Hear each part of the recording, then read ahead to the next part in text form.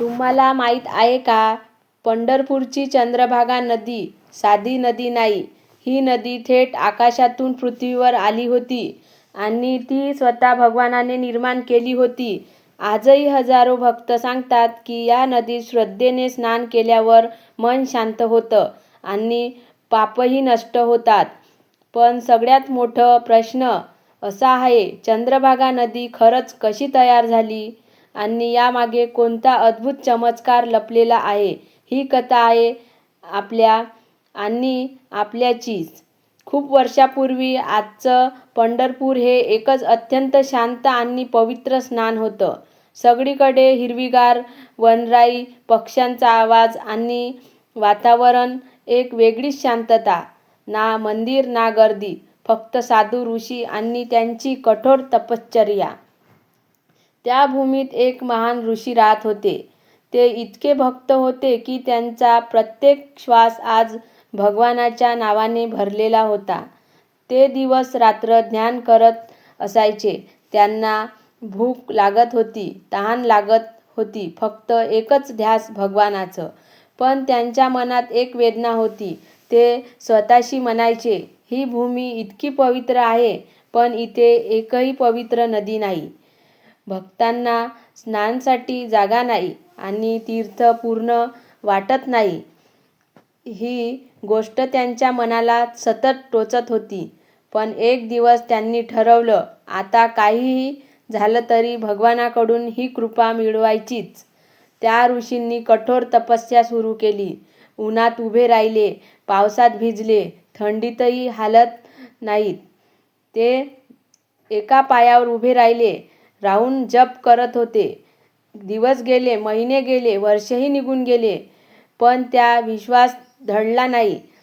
ते सतत एकच प्रार्थना करत होते, हे प्रभू, या पवित्र भूमीला एक पवित्र नदी द्या. जिथे भक्त स्नान करतील आणि तुमचं नाम घेतील.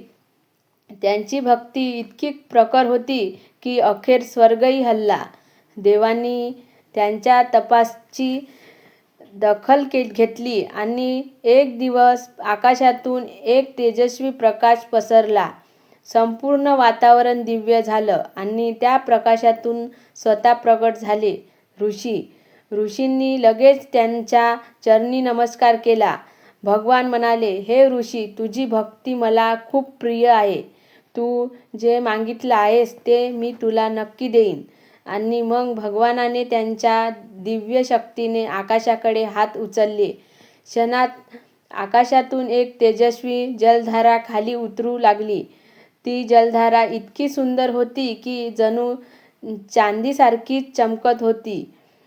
पाणी वेगाने वाहू लागले आणि त्या कोरड्या भूमीला जीवन मिळालं.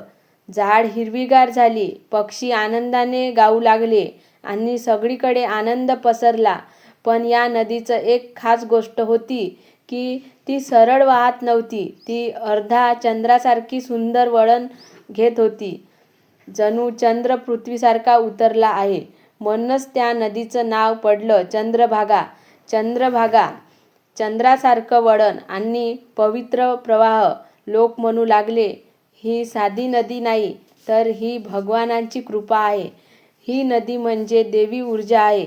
तिच्या प्रत्येक थेंबात भगवंताचाच आशीर्वाद आहे.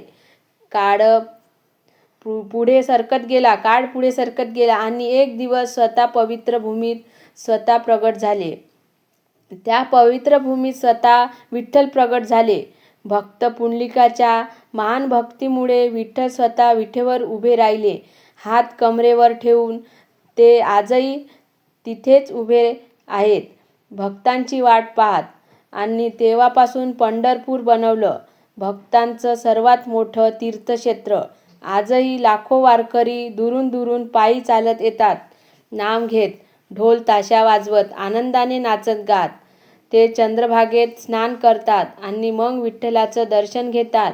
त्यांच्या डोळ्यात आनंदाचे अश्रू असतात, मनात समाधान असतं आणि ते एकच म्हणतात, ज्ञानोबा माऊली तुकाराम. असं मानलं जातं की जो भक्त श्रद्धेने चंद्रभागेत स्नान करतो त्याचं जीवन बदलतं, त्याच्या मनाला शांती मिळते आणि त्याला विठ्ठलांची कृपा लाभते. म्हणूनच म्हणतात, जिथे श्रद्धा असते तिथे चमत्कार घडतात. चंद्रभागेच्या पवित्र तीरी विठ्ठल आजही उभा आहे. आपल्या प्रत्येक भक्ताची वाट पाहत आणि त्यांना आशीर्वाद देतात. ही कथा जर तुम्हाला आवडली असेल तर मला नक्की कमेंटमध्ये कळवा. रामकृष्ण हरी विठ्ठला.